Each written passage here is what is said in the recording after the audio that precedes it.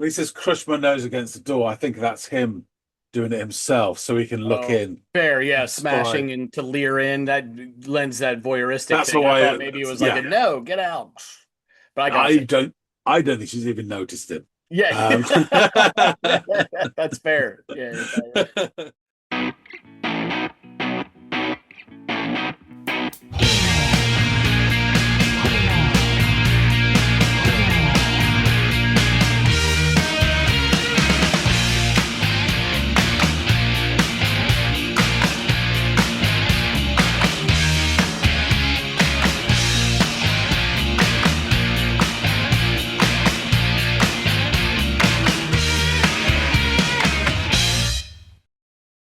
Hey, everybody out there. Welcome back to another episode of the Audiophiles. I'm Andy, and the fellow over there is John, and we are here to do what we always do here Monday through Friday, and that is discuss, share, take in, listen to, chop up some music. John, you're going to be offering up something for me to go off and listen to on this day. What shall it be? so the band are called The Brilliant Corners. Okay. And the track is a nifty little number called Why Do You Have to Go Out With Him When Okay. You Could Go Out With Me? Yeah. I remember you telling me about this song title. Can't remember. Actually, the band name is kind of cool, The Brilliant Corners. This name of the song is so goddamn on the nose, 1980s, like new wave or post-punk sad boy, that it just makes me laugh right out loud. It may be the best named song from that genre as far as really illustrating what it's all about. So yeah, I laughed then when you first told me about it. I'm laughing now. And I'm actually looking forward to giving this thing a go with it with a name like that. Yeah, I mean, you can even just do it further down. It's a record label called Sarah Records, and all the bands on there have this sort of sad boy weeping alone in his bedroom. And I told you that back then when we had this discussion off camera that the best song title was "I'm in love with a girl who doesn't know I exist," um, which is fantastic. Another Yeah, sunny day, and I've got that on 7 inch. Anyway, go off and listen to Why Do You Have to Go Out With Him When You Could Go Out With Me, and tell us what you think. I will do just that.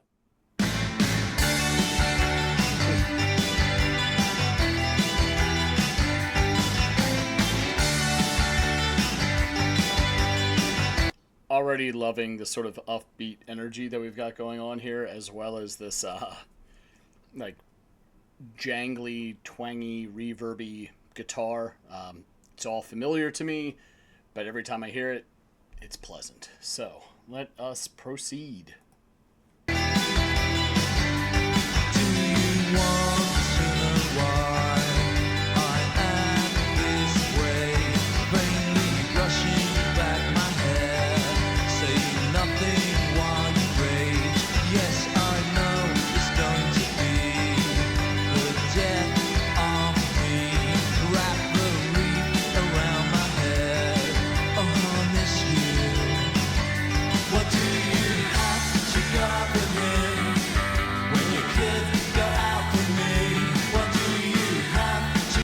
I'll pull this back a little bit. I was just gonna say the vocals aren't bad. It's just they're not really outstanding to me.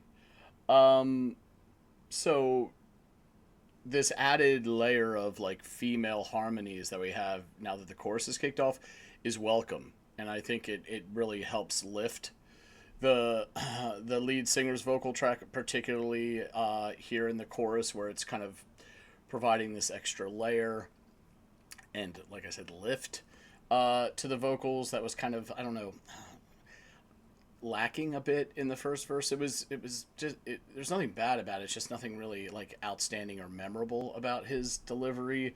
Uh, I don't want to say that this is a blanket statement about his ability holistically. It's just within this song and just from what I've heard in this brief snippet thus far, but this added bit of harmonies by whoever his female counterpart is very much welcome here. So I'm enjoying that. Love that guitar.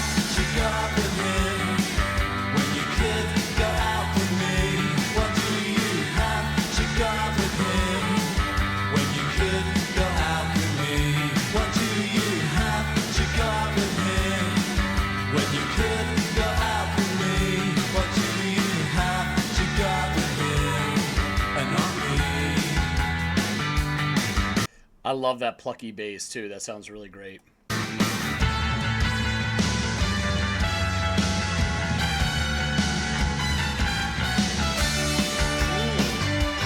nice. In the back shop beneath your window, I shout obscenities. Well, I never did really love you. You never did really please. Crush my nose against your door. I see you with him in the kitchen. How he kisses you. This picked through guitar motif is so infectious. And I mean, on top of like its tone, it's the pattern as well that is really, grabbing me. These lyrics are just so, they're so of that time, right? That broken-hearted boy type stuff. And we're getting kind of this voyeuristic glimpse of his voyeuristic glimpse at her and this other gentleman, it sounds like, perhaps. I don't know, but yeah, it's it's a little on the nose lyrically for me, but it makes me laugh. And I think I sort of came to expect this when John first brought this song up to me and told me the title, which was just talk about on the nose. We both had a good chuckle about it, so I knew this one was coming. To be fair, it's quite enjoyable. This part, it has its charms. I will say that the the lyricism is a little.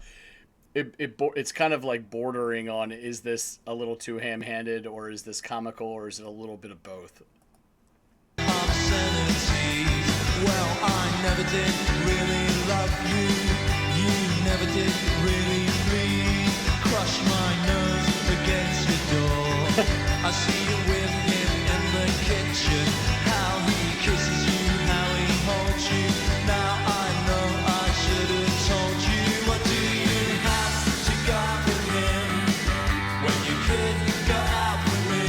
What do you have to go with him when you could go out with me? What do you have to go with him? Very poppy. Could go out with me. What do you have to go with him and not me?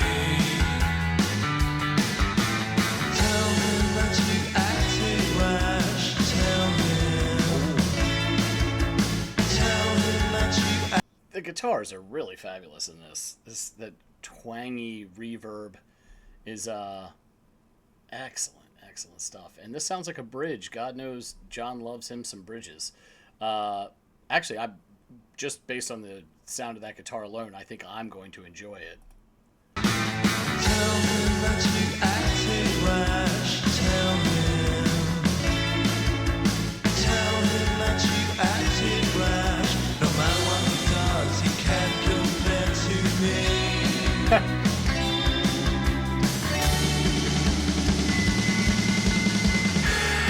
It's nice.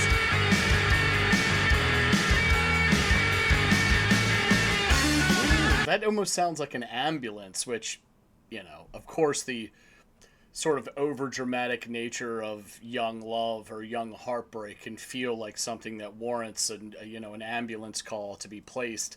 So it's kind of humorous to hear the lead come in sounding like an emergency vehicle come to save this poor broken-hearted boy. But yeah, let's pull that back again.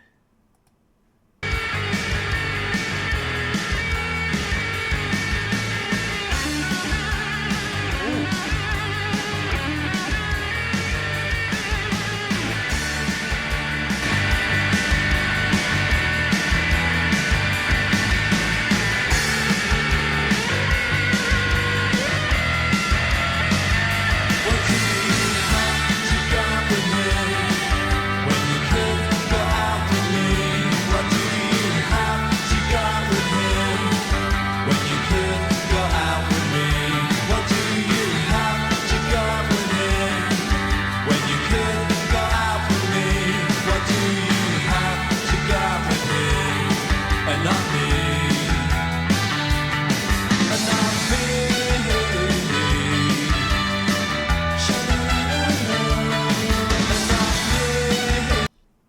if those trumpets are the real McCoy or if those are some synthesized, version of trumpet work. I'm not really sure. Let's pull that back and listen to it. Regardless, it's a welcome addition to the track, both here and in the previous portion earlier in the track that featured the trumpet. I believe that was sort of post first chorus before second verse. And not me. And not me.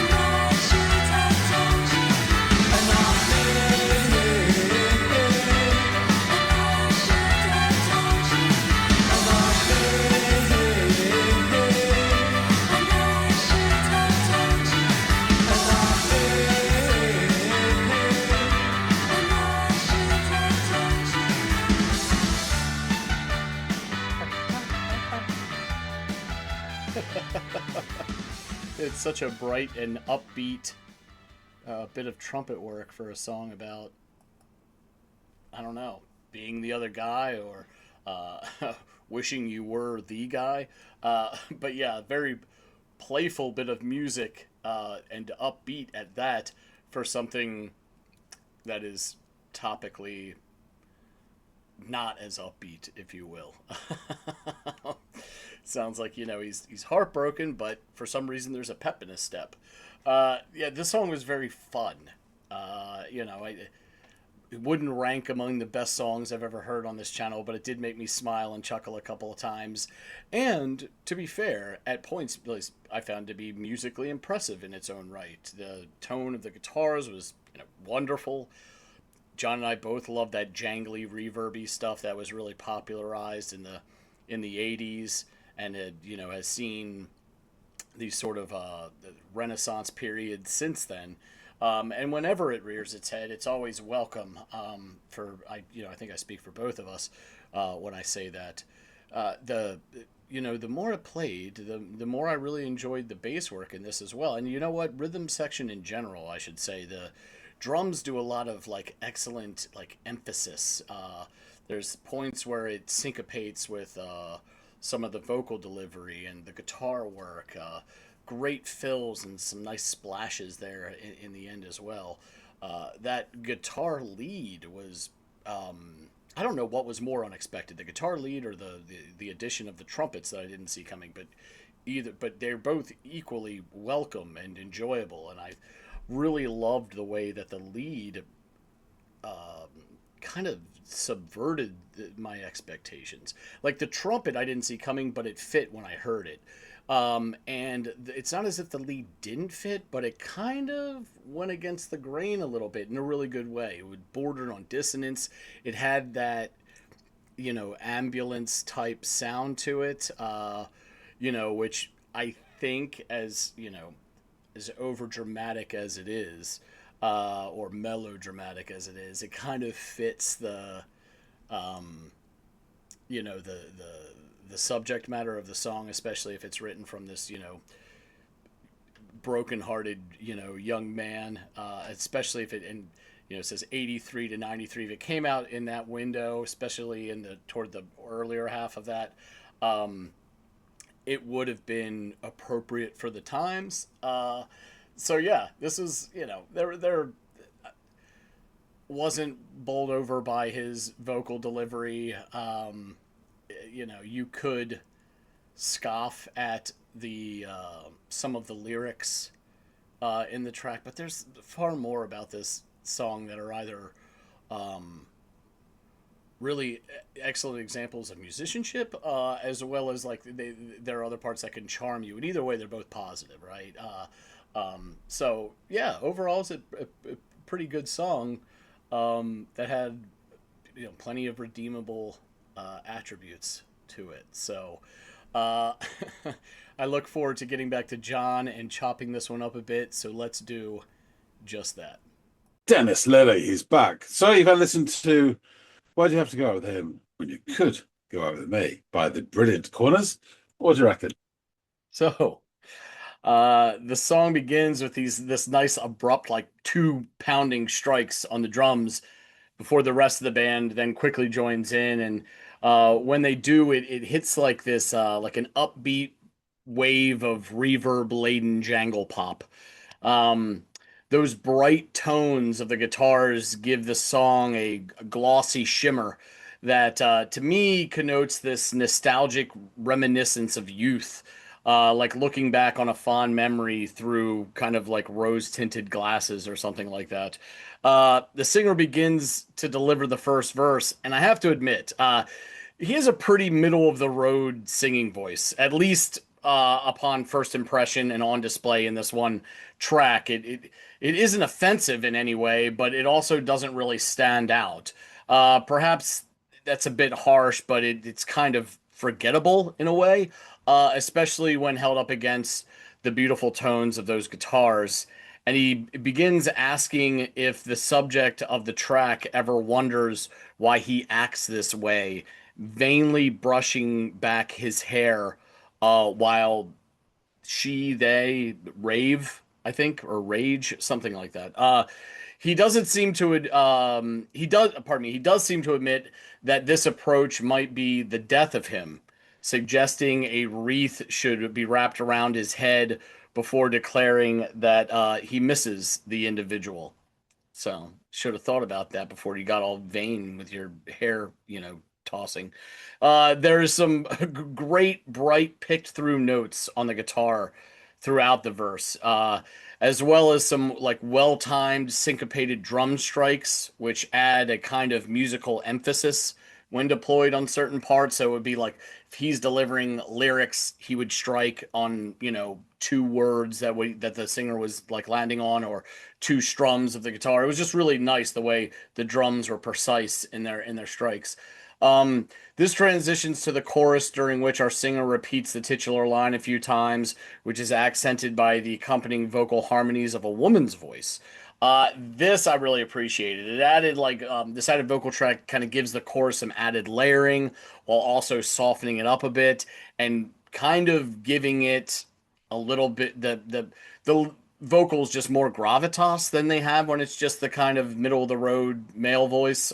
So I appreciated that. Then in the post chorus, we get treated to some uplifting trumpet that is played over top of the beautiful guitar work.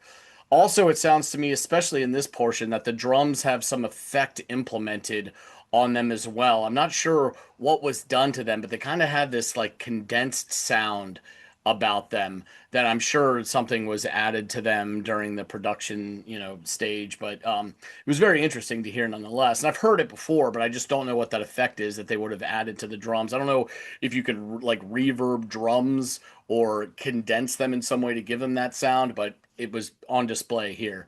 Into the next verse we go, and our singer continued the narrative. He paints this picture of him in her backyard beneath the window shouting obscenities. That old chestnut of a technique never seems to work out for the fellas, as they might think it will. And this is another classic example. It doesn't work out. It doesn't sound like this is working out for him.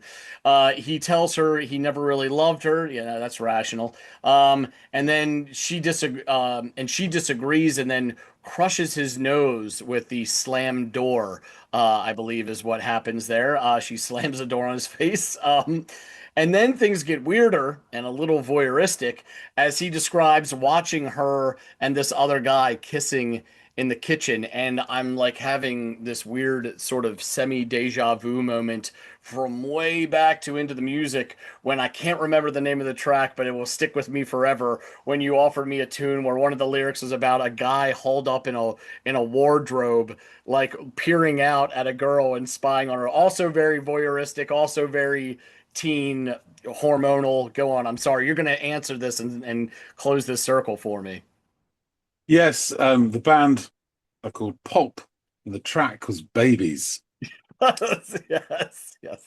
That's the Yes. one. That's the one. And now I feel obligated to revisit this after we're done recording today because this is where I'm at. Um, so we get treated to another chorus, again softened by the presence of that accompanying and far more airy and talented voice of the female vocalist. The chorus transitions to John's favorite part of any song, and that is the bridge. And to be fair, I actually enjoy this little fork in the musical road, as it's accented by these lovely, bright, and twangy guitar strums, and this kind of shuffling drum beat that soon gains its footing, firing off a rapid drum roll. I think I was even forced to get in on that with my air drumming skills as it launched off and went into this guitar lead that sounds part guitar, part ambulance siren, which also made me laugh right out loud because, of course, from this melodramatic perspective of our narrator, he would need the sound of an emergency vehicle to come save, his broken heart, lest he dies. So it just made me laugh hearing that sound. It was also kind of clever too to kind of lean into that a little bit. It borders on dissonance and then it veers back and forth, but it keeps its footing as it twangs and wails. And my only gripe is that it could have lasted a little bit longer. I really like that guitar work. They bring us back around to another very poppy chorus, which then gives way to this kind of outro motif that sounds again like it features the trumpet. But this time, as I'm listening to it, I'm starting to wonder if this is a synthesized version of a trumpet, which makes me second guess the authenticity of the first iteration of the trumpet earlier in the song. It doesn't take anything away from it, but it felt like it could have been like a synth patch of a trumpet work. You look like you're baffled by this. Was there no Yeah. trumpet at all? What am I hearing? No, it's just an actual trumpet. I Okay, don't great, know great. where you're getting this synth thing from. Yeah, yeah. Well, you can make a synthesizer sound like any Yeah. instrument, John. And in this case, I thought it was a trumpet, but it turns out it was actually a trumpet, which is great. And my apologies, trumpet player who featured on this track, if you're out there. I didn't mean to falsely give roses to a synthesizer that apparently didn't exist. Uh, all the while, our man kind of keeps repeating and not me before the female vocalist chimes in, and I should have told you, is what I think she kept repeating. I don't know if there was another word at the end of that was getting kind of schlooped up in his next line, and I was losing it there. But I definitely heard I should have told you, which now sounds like maybe he is, yeah, he's a bit weird and he overreacted, but maybe his overreaction was to some degree validated by her behavior. If this is some I should have told you stuff, I don't know. But and this continues as the song fades kind of to completion. So despite a few questionable lyrics here and there and a vocal delivery from the lead singer that didn't really captivate me, I found some charming aspects of this tune. For instance, the bright reverb laden guitars, that plucky bit of bass work that kind of caught my ear every now and again, and the way the drum strikes often underscored or accented the delivery of the vocal lines. There was some really nice splash work there toward the latter half of the song as well. And the trumpet work, and I will say trumpet and mean trumpet, and the lead guitar motif really stood out to me as well. They were both kind of like, if you told me at the beginning of the song that it would feature a lead, that wouldn't surprise me. If you told me after the early onset that it would have some trumpet, I'd be like, oh, really? That kind of surprises me. But the thing that is really more surprising is the thing that I assumed the song would feature, a lead guitar part, didn't sound like the lead I would have thought of or would have think conventional for this track when it has that ambulancy kind of like veering off the road kind of sound to it, like really flirting with dissonance with a song that is otherwise so very shimmery in its pop sound. You know what I mean? It was a very anti-pop lead to a very, I mean, that chorus, you can't get much more poppier than that. So that I thought that was an interesting dynamic, and it subverted my expectations. So yeah, this overall, the lyrical content and the theme might induce some cringe here and there. The song was still quite redeemable. So please tell me more about this one, John. Thank you for that, Andy. It's quite funny to hear a sort of 2026 perspective on this song. And you're bringing up things that would never have occurred to anyone listening to this when it came out at all. Yeah, really, yeah, interesting. So, Brilliant Corners, British indie pop band from Bristol. Group was formed in 1983, and they take their name from a Thelonious Monk jazz album called The Brilliant Corner. So there's not a lot about them. I've managed to eke out bits and pieces. So personnel: Davey Woodward, vocals, guitar, and he was the main songwriter. A chap called Winston Forbes, guitar, more on him later. Chris Galvin, bass. Bob Morris, drums. Dan Passini, trumpet and keyboards. Phil Evans, guitar, and Paul Sandrone, guitar. So I've got a nice little write-up and bits and pieces about them here. So they were one of many British jangle pop acts in the 80s that never managed to really get a mainstream audience, but had this little sort of cult following. They injected many of their early songs with finger-snapping hooks, but they were mainly followed by sort of like a cult devotees. So the first three releases were real good examples of indie pop pretty early on. 3 singles being released alone in the year 1984 on their own SS20 label. And their first mini album, Growing Up Absurd, followed the following year. With the explosion that we talked about before in 1986 from C86 NME tape, this explosion of indie pop groups, their release then, Fruit Machine EP, gained them both attention and radio airplay, Mr. John Peel, as you'd imagine, followed by a second mini album, What's in a Word, and I have a copy of it here with a classic cover as well. Just the sort of thing you want. Now, they may be starting to get sort of hints, or you may not, of another band with this sort of cover and their sound as well. More on that in a bit. So in '88, they released their most critically acclaimed album, Somebody Up There Likes Me. And despite classic tunes like Brian Ricks and Your Feet Never Touch the Ground, they were denied a commercial breakthrough. But in the lane which they gained success in the UK indie album charts, they got number 6. It's not like the charts in America, though. Like the UK indie album charts, you get to number 6 means you probably sold about 300 copies. It's a very, very small beans.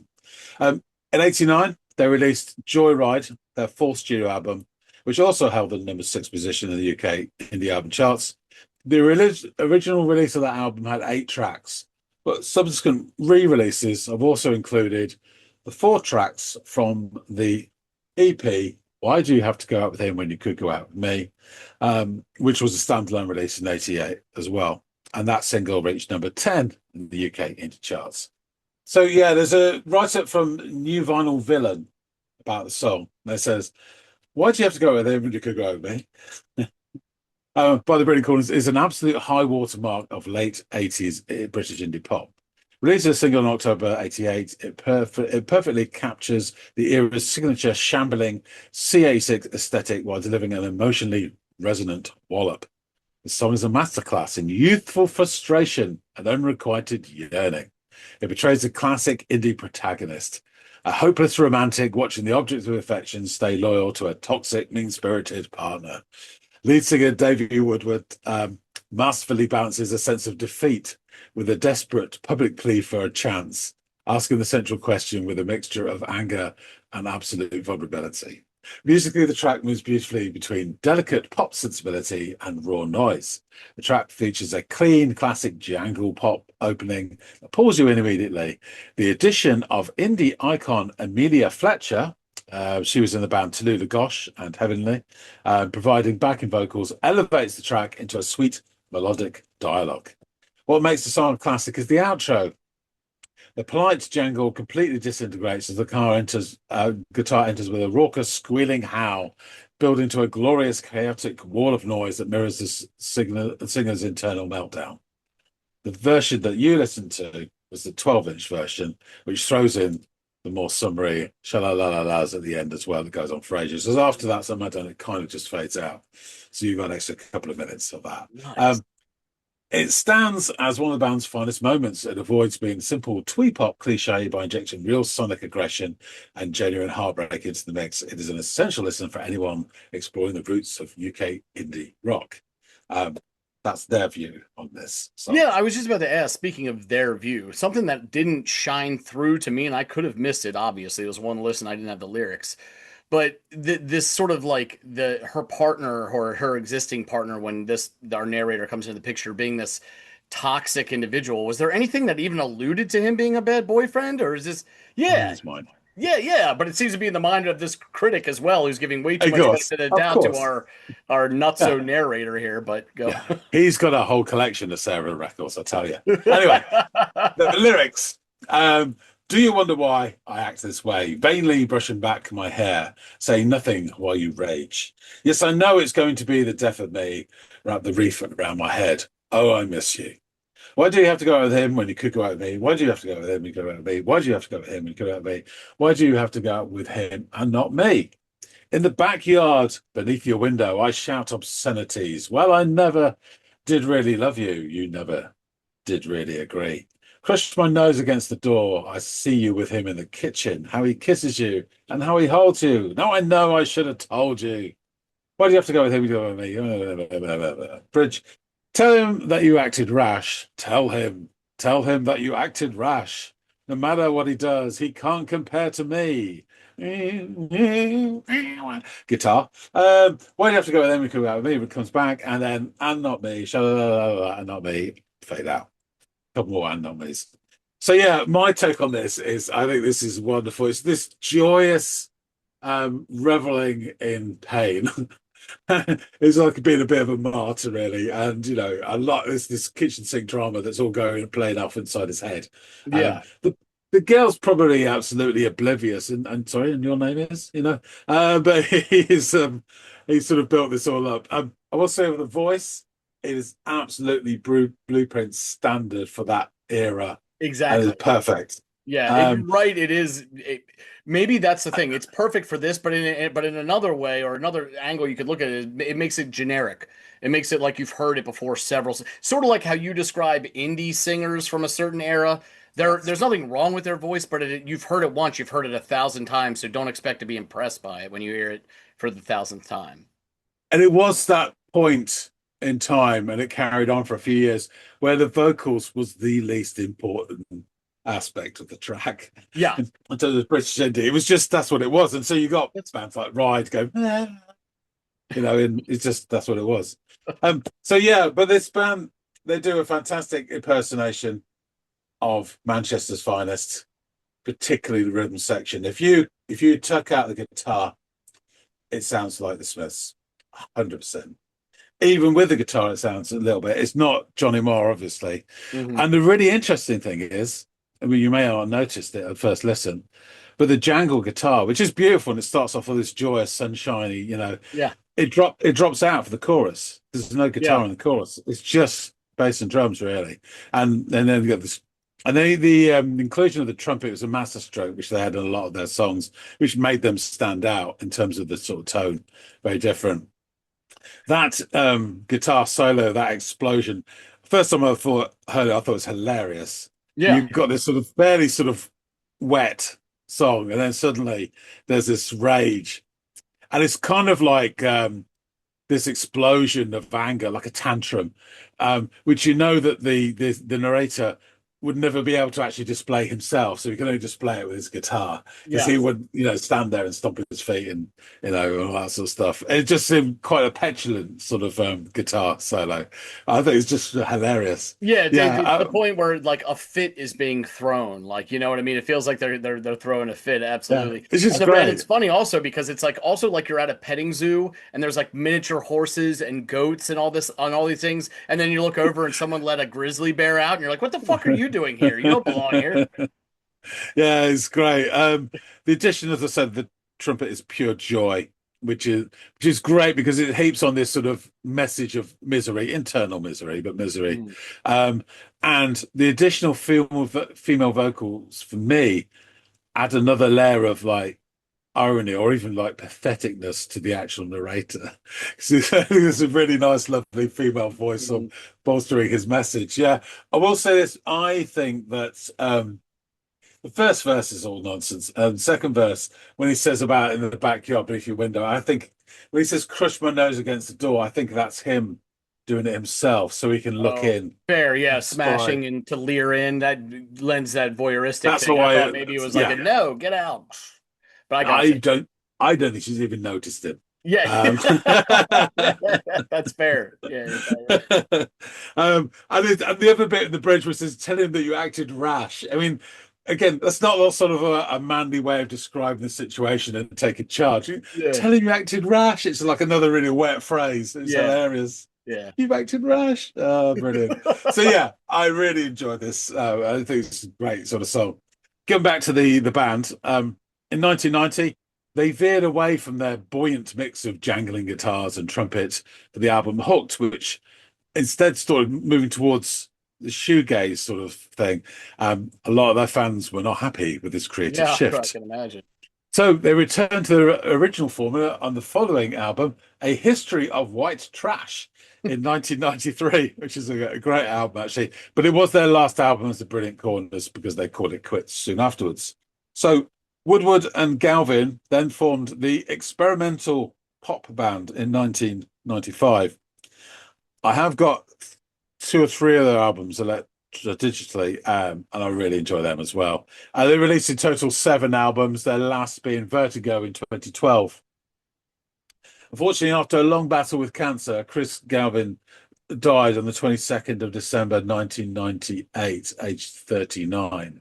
The Brilliant Corners actually reformed in 2013 for a short tour to kick off their 30th anniversary, and they ended it all in 2014 in September with a sold-out performance in their hometown of Bristol, which is quite nice.